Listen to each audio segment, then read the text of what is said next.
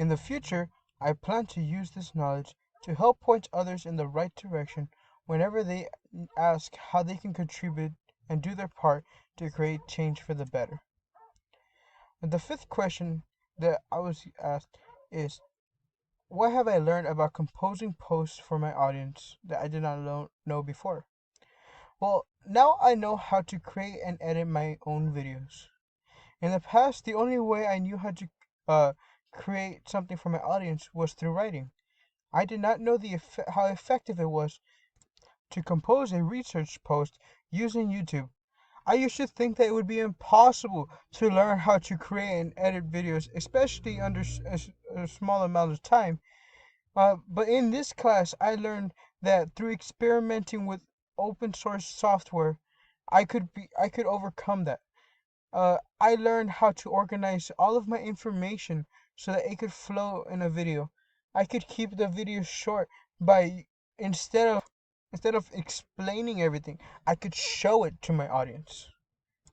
I also learned that it was important to keep some background footage eh, on my videos so that whenever I did not have something to talk about or something to show to my audience, that my audience can know that they can look away. There's nothing important on the screen right now. Right now, all they need to focus on is listening.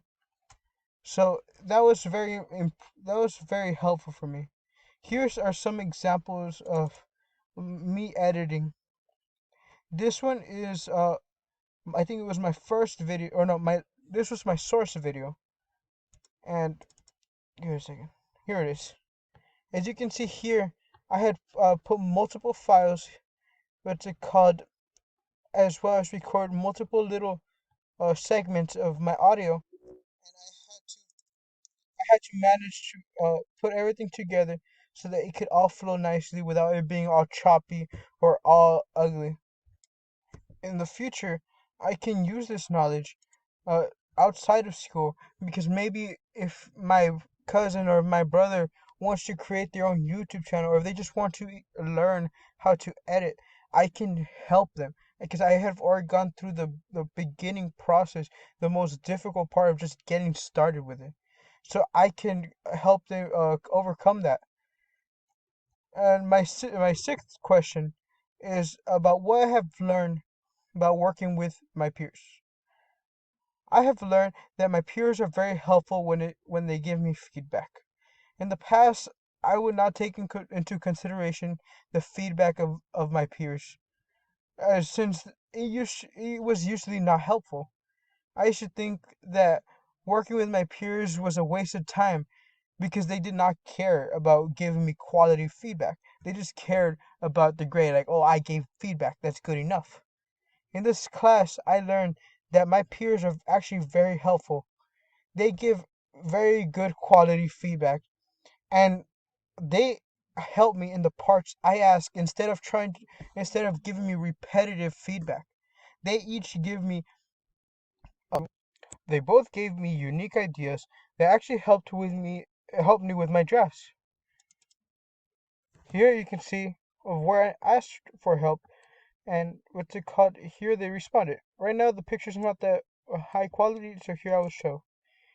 They each gave me unique answers, unlike previous peers that I've had, who just repeat the same thing that other people have said.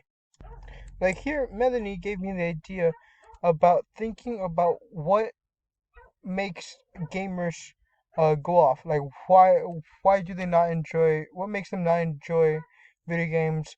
Like what causes them to rage quit? And Rosalie here gave me an example of what to do. Like here she said to do an experiment on my friends and to go over the effects of gaming. In the future, I can use this knowledge well when I'm applying feedback that is given to me in all other aspects of life. For example, when I make a mistake at work, I can learn from that feedback and I can know how to apply it to improve the quality of my results. The seventh question I was asked is, what do you know about how feedback works that you didn't know before my class? Well, I learned that it is important to ask what the person needs feedback on. In the past, I would just focus on fixing small errors like spelling mistakes or capitalization. I used to not care about the intent of my peers' drafts when I was giving feedback to them. Instead, I focused on fixing what was easy to find. I used to not take into consideration the problems my peers were facing when creating their drafts. In this class, I learned that it is important to give quality feedback where the person is asking for it. I also learned that it is important to explain the intent of the draft so that when I need feedback on something, the person who is giving me feedback can know the intent I have behind my draft. I learned that it is also important to know that to take in the consideration of my peers' feelings, because I will be able to see what they want me to fix and how to help them. For example, if my peer feels lost, uh, they might just need some guidance towards a certain direction instead of me trying to figure out uh, how to set up a how to set up something for them. I also learned that it is important to say what you, what you already have done to try and fix the problem. This is important because it minimizes the amount of times um, people repeat stuff over and over. So, example, if you've already tried this, and if somebody gives you feedback on to try that, it's practically useless. So, it is better to for them to give you. It's better for you to tell them what you have already done to fix it, so they know not to try that again. An example of this is the feedback format that we used in my in class. Here, what's it called? You can see that the format asks you to describe the draft, then explain the problem that you're having with the draft, developing the draft. Then explains why you're having this problem, and then what it, your feelings about it. And lastly, then explains what you have already done to try to deal with this. And lastly, it asks to explain what kind of help you're seeking from your peers. Okay, in the future, I can use this knowledge whenever I need feedback on my work, or when I need help finishing a project, so that I can improve the quality of my work, and so that I can know what I need to do next time, so I don't have the same problem again. And the final question 8, is is to watch all my videos. What do I expect to learn in this class? If I were to talk to the me of back then, what should they expect to learn from this class? Well, they should expect to learn how to manage a YouTube channel by creating and editing their own videos.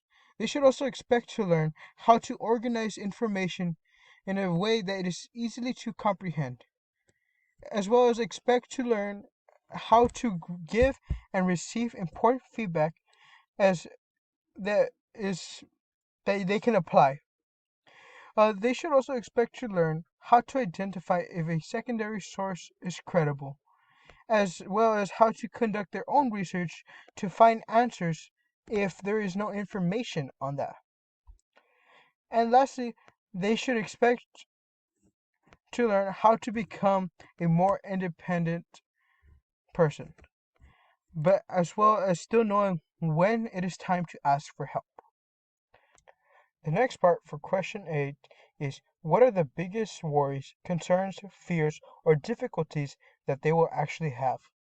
Well, the biggest difficulty that they will actually have is going to be managing their time, and as well as learning how to create and edit videos.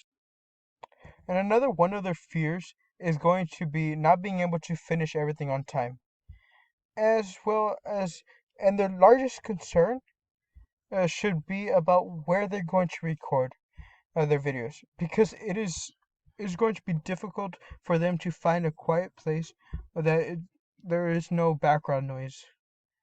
And the next question is, what are the best ways for them to overcome those concerns, worries, fears, or difficulties? Uh, um, well, the best way to overcome the difficulty with time management would be dedicating time in the weekend to focus on their assignments instead of waiting last minute to do the assignment. What's it called? They should get an early start with it. Same goes for creating and editing videos. To overcome the fear of not being able to uh, finish your works by deadlines, like I said, would be getting an early start because uh, the assignments actually take longer than first thought, especially if you want a good quality assignment. So it is always better to put as much time as possible onto the assignment. And the for the concern of finding a place to record, I would suggest learning how to remove background noise. I would tell them to do this by watching videos or finding a microphone that is what's it called, specifically designed for that. Because it is going to be tough for them to find a place to record where there is not background noise. And that is all the questions. Um, Thank you for the class. It was very, very informative. I have learned so much in this class, in class and out of class. Just trying to do these assignments are very helpful. I have developed as a person. I have developed as a student, and I can just not. I'm very grateful for this knowledge. Thank you.